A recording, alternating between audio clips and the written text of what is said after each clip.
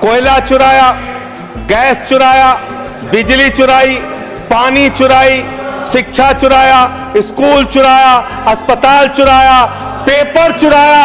हम लोगों ने सोचा अब क्या चुराएंगे, बोले हम चंदा भी चुराएंगे राम का। अकेले रहेंगे तब भी तुम्हारे खिलाफ लड़ेंगे, याद रखना। संजय जी, अकेले रहेंगे तब भी तुम्हारे खिलाफ लड़ेंगे जी।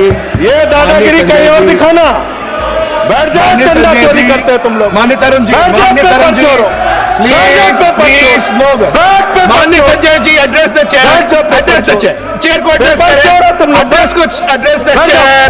माननीय संजय जी, मैं खत्म कर रहा हूं सर, एड्रेस द, अरे नहीं, एड्रेस द चेयर। माननीय तरुण जी, धन्यवाद मान्यवर, आपने इस महत्वपूर्ण बिल पे मुझे अपनी बात कहने का मौका दिया।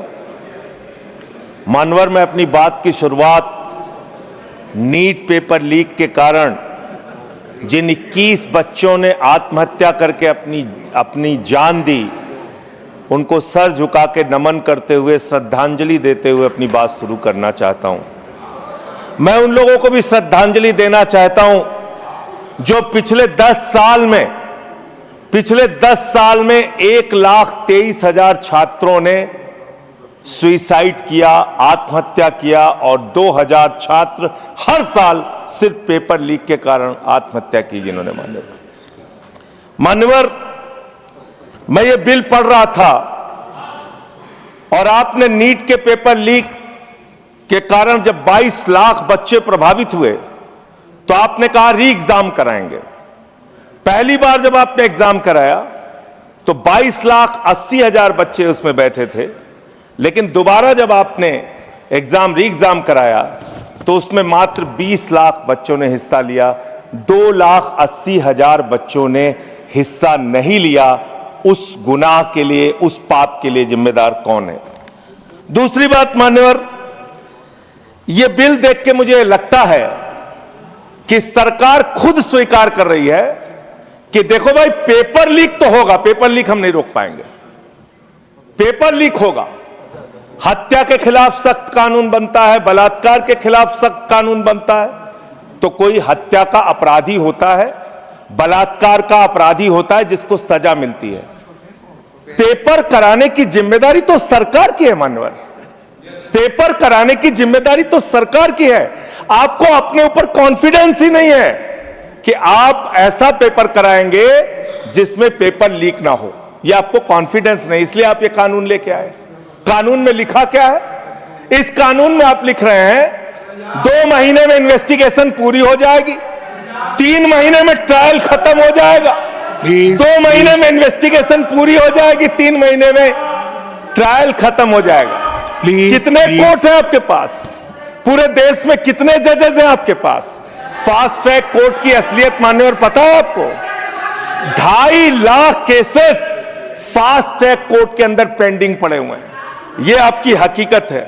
फास्ट ट्रैक कोर्ट की हालत यह है, एक लड़की एसिड विक्टिम, शाहीन नाम है उसका, 15 साल तक फास्ट ट्रैक कोर्ट में उसका मुकदमा चला और 15 साल के बाद सारे के सारे आरोपी बरी हो गए। क्या फास्ट ट्रैक कोर्ट की बात आप कर रहे हैं? गुमराह करने की बात आप करते हैं। मान्यवर, इनके राज में 1 लाख सरकारी स्कूल हिंदुस्तान में बंद हुए। 1,20,000 सरकारी स्कूल ऐसे हैं जिसमें एक टीचर है। 98,000 सरकारी स्कूल ऐसे हैं जिसमें बच्चियों के लिए टॉयलेट का इंतजाम नहीं है।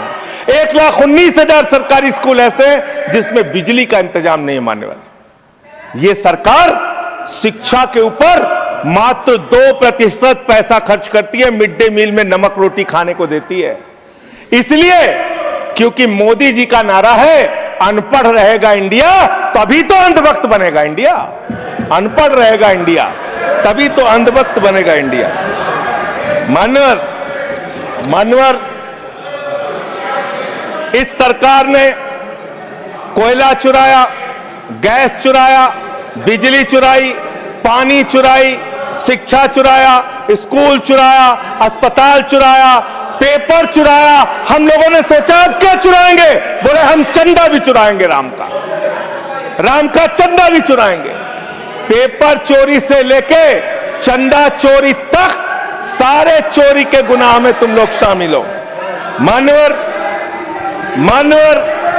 किसान आंदोलन करता है तो खालिस्तानी हो जाता है, किसान आंदोलन करता है तो खालिस्तानी हो जाता है, मुसलमान आंदोलन करता है तो पाकिस्तानी हो जाता है, नौजवान आंदोलन करता है तो चाइनिस्तानी हो जाता है। लेकिन मैं इस सरकार के बारे में कहना चाहता हूं, जो लोग AK-47 चलाते हैं, छात्रों के सर पे लाठियां चलाते हैं, आंसू गैस के गोले छोड़ते हैं, वो सरकार आतंकवादियों जैसा आचरण कर रही है, आतंकवादियों जैसा व्यवहार कर रही है। मैं ये कहना चाहता हूं मान्यवर, प्लीज कंक्लूड, प्लीज मान्यवर, मैं आपके माध्यम से इनको एक सुझाव देना चाहता हूं। इनकी एक सांसद ने वहां पर गई हुई नौजवान, खत्म कर रहा हूं सर, सबको ऊपर आपने 1-2 मिनट मुझे भी दे दीजिए, टाइम खत्म हो रहा है, बोलिए बोलिए सर, अभी तो 3 मिनट बाकी है सर, बोलिए सर। छात्र जो गए वहां आंदोलन करने, उनको बर्बरतापूर्वक मारा गया, लाठियों से पीटा गया सर, उनके सर फोड़ दिए गए, उनके ऊपर आंसू गैस के गोले छोड़े गए, वो चीखते रहे, चिल्लाते रहे, 500 छात्रों को घायल किया। और बिहार के अंदर इन लोगों ने AK-47 चलाया सर। वो आतंकवादी हैं हमारे छात्र, वो हमारे घरों के बच्चे आतंकवादी हैं सर, जिनके ऊपर आपने गोलियां चलाई। और तो और इनकी एक सांसद है मान्यवर, उन्होंने किसान आंदोलन में किसानों को गालियां दी, नौजवानों के आंदोलन में नौजवानों के लिए इतनी भद्दी टिप्पणी की मान्यवर, इस सदन के अंदर मैं कह नहीं सकता मान्यवर। हमारी बच्चियों को यह कहा गया, उनके चरित्र के ऊपर सवाल उठाया गया। मैं निवेदन करना चाहता हूं JP नड्डा जी से, समझाइए अपने उस सांसद को। अभी तो उसको एक थप्पड़ पड़ा, सिर्फ 5 उंगली के निशान पड़े थे। ऐसी बात करोगे, गटर जेनजी को गटर कहोगे, जेनजी को गटर करोगे, तो तुम्हारी सरकार को इस देश का नौजवान, इस देश का जेनजी पकड़ के गटर में डालने का काम करेगा। इसलिए तुम्हारी सरकार को मान्यवर, इसलिए मैं आपसे निवेदन करना चाहता हूं, नौजवानों को गटर जेनजी मत बोलो, तुम्हारी सरकार को उठा के वो गटर में डालने का काम करेंगे। मान्यवर, इसमें ऐसे प्रावधान आप लेके आए हैं। माननीय संजय जी, मैं बस खत्म कर रहा हूं। अकेले स्पीकर हैं आप? हाँ, अकेले हैं। अकेले। सर, मैं ये सोच रहा था कि ये सरकार ऐसा कानून लेके आए, अकेले रहेंगे तब भी तुम्हारे खिलाफ लड़ेंगे, याद रखना। माननीय संजय जी, अकेले रहेंगे तब भी तुम्हारे खिलाफ लड़ेंगे। ये दादागिरी कहीं और दिखाना, बैठ जाओ, चंदा चोरी करते हो तुम लोग। माननीय तरुण जी, माननीय Sanjay ji, address the chair, chair को एड्रेस करें, एड्रेस द चेयर। माननीय संजय जी, मैं खत्म कर रहा हूं सर। अरे नहीं, एड्रेस द चेयर। माननीय तरुण जी, पेपर चोर, प्लीज सर, मैं सोच रहा था संजय जी, अंतिम में एक बात खत्म। माननीय तरुण जी, पेपर चोर, प्लीज अकेला रहूंगा तो रहूंगा तुमसे। देश दुनिया की ताजा खबरें और वीडियोस के लिए अभी डाउनलोड करें पत्रिका ऐप।